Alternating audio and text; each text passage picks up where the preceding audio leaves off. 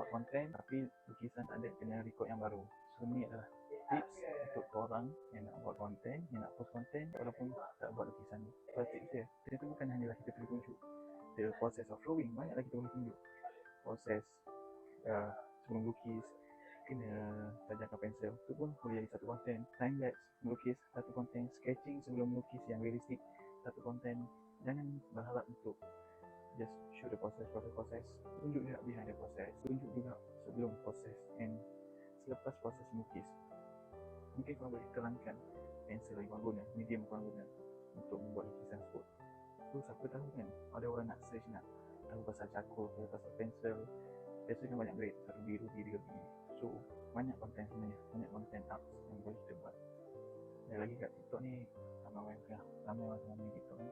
So ingat satu saja, apa konten kita buat yang bagi manfaat kepada orang lain, insyaAllah memberi manfaat kepada orang lain dan memberi manfaat kepada diri kita sendiri. So kalau korang nak tahu more about contents dan sebagainya daripada saya as a young artist, boleh follow.